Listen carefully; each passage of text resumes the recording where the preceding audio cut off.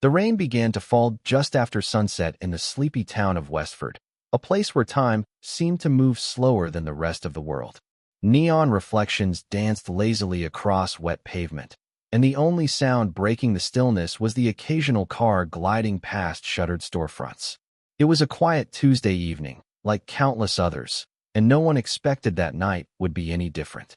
On the edge of town, nestled among pine trees and tall grass, lived a man known simply as Harold Mathers. 79 years old, he lived alone in a small, weathered house that most people passed without noticing. Folks in town called him Old Harold. He was the kind of man who spoke little and observed much. Most days, he could be seen sitting on his front porch in a faded flannel shirt, sipping tea and watching the road in silence. Harold drove a beat-up Dodge pickup from the late 60s. It coughed a bit when it started, and the side mirrors had seen better days, but it ran, and that was good enough for him. He rarely came into town, especially not after dark. But that night was different. As the clouds rolled in and the sky deepened to a moody blue, Harold pulled onto the main road with a deliberate calmness. On the passenger seat beside him sat a small, battered metal case, secured with a leather strap and aged brass latch. He glanced at it every few minutes, his weathered face giving away nothing. His knuckles were pale as he gripped the wheel tighter than usual. A mile out from the center of town, a temporary DUI checkpoint blinked with red and blue lights. The local police had set it up more as a formality than anything. Westford wasn't exactly known for wild nights. As Harold approached the checkpoint, he slowed to a crawl and rolled down his window. Rain pattered softly against the glass.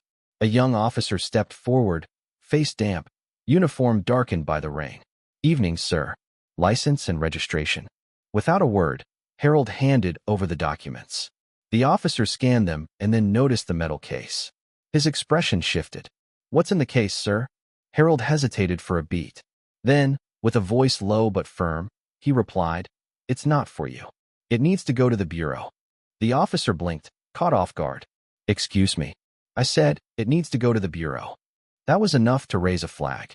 Another officer came over. Harold was asked to step out of the truck. He did so without protest, stepping into the drizzle and standing silently by his vehicle. They repeated the question about the case. Again, Harold said it wasn't meant for them. A third officer arrived, and the tension grew. Harold wasn't threatening. He wasn't aggressive. But his calm refusal to cooperate unnerved them. When they asked if there were weapons, he simply shook his head. No explanation. No defense. Eventually, the decision was made to detain him. A pair of handcuffs were produced, and with quiet compliance, Harold allowed them to be placed on his wrists. His eyes never left the case as it was removed from his truck and stowed in the back of a patrol car. Inside the vehicle taking him to the station, Harold sat motionless, dripping from the rain. The officer driving glanced at him through the mirror, trying to figure out who exactly was sitting in the back seat. At the station, the booking process began. Fingerprints, photographs, forms. Harold signed where he was told, said nothing more than what was absolutely necessary. The case was logged and secured in the evidence room, treated as miscellaneous property. The holding room was a small, sterile space. One bench, one camera, a locked door. Harold sat down slowly and folded his hands. The room seemed to shrink with him in it. Meanwhile, in the control office, Officer Riley, who had booked Harold, noticed something strange when he entered his ID into the system. An alert had flashed, then disappeared. Not a standard warrant. Not a missing person match. It was different. He flagged down Sergeant Thomas, a veteran of the department. "Something's not right," Riley muttered, pointing at the now blank screen. Together they tried again. This time, a different interface loaded. It wasn't something the department used. The message was short, but clear. Secure the individual and item. Stand by for federal response. Do not proceed with questioning. Thomas read it aloud once, then again silently. The room fell into a dense silence. Whatever Harold Mathers had brought with him, it was no ordinary case. Out in the hallway, whispers spread. One officer joked that maybe the guy had stolen government tech from decades ago. Others weren't laughing. The dispatcher's phone rang, once, twice, before she answered, voice dropping to a whisper. She handed the phone to Thomas. His face changed as he listened, then gave a short nod. Hanging up, he turned to his team. "Federal agents are on their way. ETA, 30 minutes. The mood shifted. Radios went quiet. Officers moved slower, more deliberate. Someone peeked into Harold's holding room. He hadn't moved an inch. Thomas ordered the evidence room to separate the metal case, lock it away from everything else, and ensure no one touched it. Outside, the rain softened into a mist.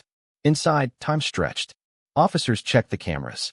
Riley searched Harold's name online, but found nothing out of the ordinary. Veteran, lifelong resident, no criminal history, no family.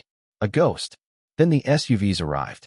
6 matte black vehicles pulled into the lot without lights or sirens. They parked in precise formation. Doors opened simultaneously. Men and women in suits emerged, all moving with purpose.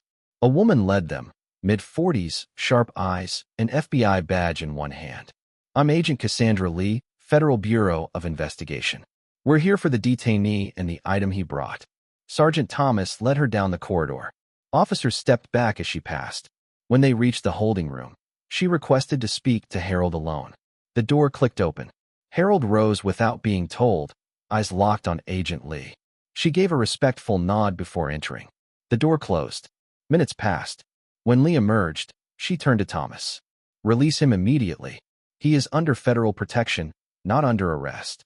Thomas obeyed, though confusion lingered in his eyes. Harold was escorted not to a cell, but to a quiet office, given a towel and coffee. He accepted both without a word. In the evidence room, Agent Lee examined the metal case with surgical precision. Gloves on, scanner ready, no unnecessary risks. She opened the latch. Inside were folders yellowed with age, sealed envelopes, faded photographs, and a flash drive in a padded pouch. At the bottom lay a slim black device, labeled only with a worn serial number. Lee whispered to another agent, who exited the room to make a call. Thomas asked what it all meant. She sighed and offered the truth. Well, part of it. Decades ago, there was a unit formed jointly by intelligence and defense agencies. It wasn't officially recorded. They operated during the Cold War, handling threats too sensitive for public files. They called it Project Emberwatch. Harold, she said, had been one of them. His team's final mission had gone wrong.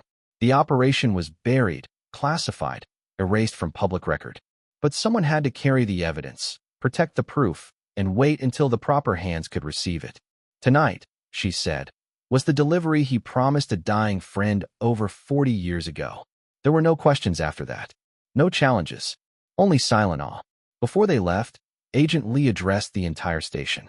Mr. Mathers kept a promise that most men would have forgotten. He protected something not for recognition, but because it was right. Harold stood, quietly gathered his coat, and nodded to the officers. Torres, the one who had arrested him, met his gaze. The older man gave a slow, almost imperceptible nod of understanding. Outside, the SUVs waited in the soft drizzle. Before entering the vehicle, Harold paused and looked back at the station.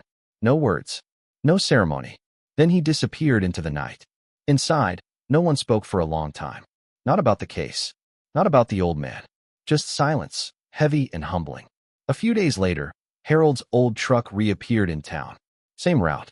Same speed. He bought bread, coffee, a few cans. Paid in exact change. People looked at him differently now. They didn't say much, but they nodded more.